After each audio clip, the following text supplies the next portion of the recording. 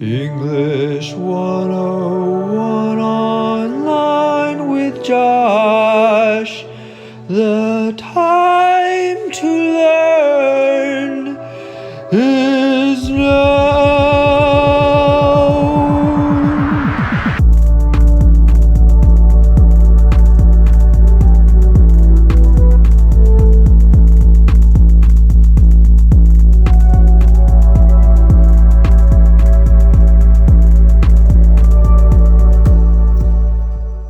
In the last video, we covered how to create a writing routine.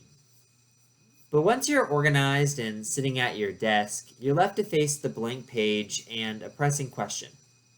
How do you create something from nothing? This stage is often referred to as the brainstorming stage.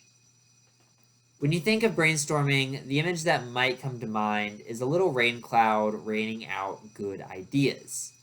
But this isn't the origin of this word, and it kind of frames writing as a product of inspiration. We love inspiration, but we never want to put ourselves in a position where we are wholly reliant on it. No, the storm in Brainstorm doesn't refer to a weather phenomenon, which is a good thing, because try as we might, we can't control the weather.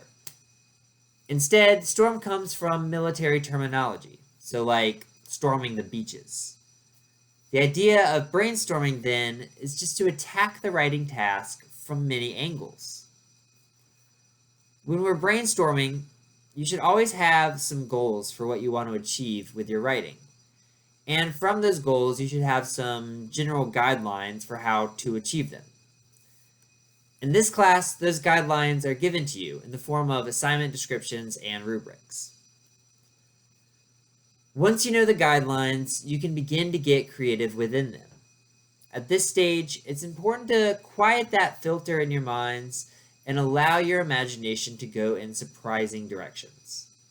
No idea should be discarded before at least trying it out, and often the bad ideas are just the sand we need to sift out before we come to the nuggets of gold beneath them. In this way, you should think of brainstorming as a type of goal-directed play. Coming to writing with a sense of playfulness transforms it from being a box to check off into a form of self-expression and self-discovery.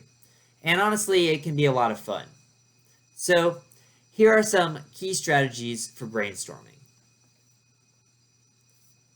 The first strategy is to ask key questions. Rather than start with answers, start with the questions you want to answer.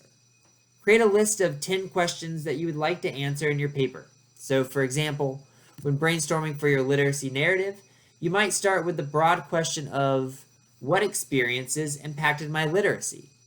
Or you might go even broader and ask, what is literacy?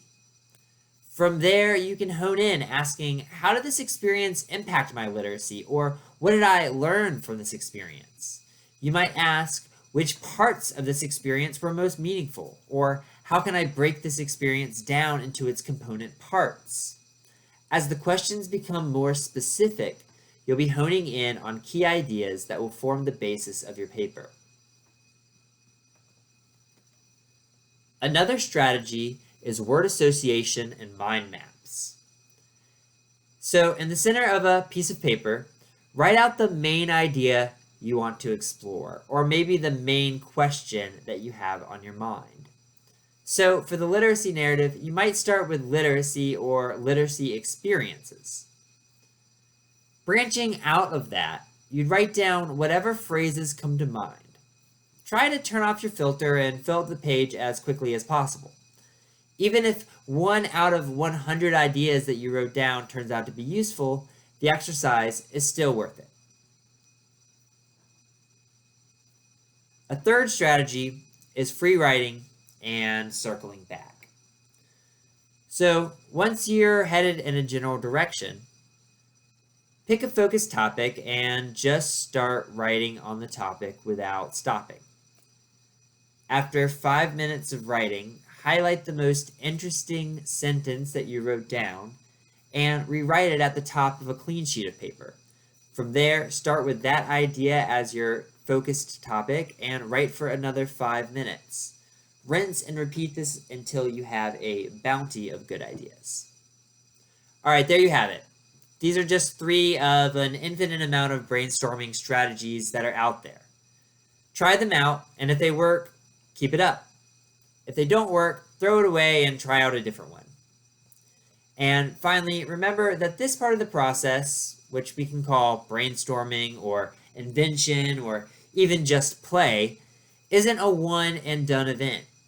You'll likely need to dip back into the brainstorming phase multiple times while writing, and that's okay.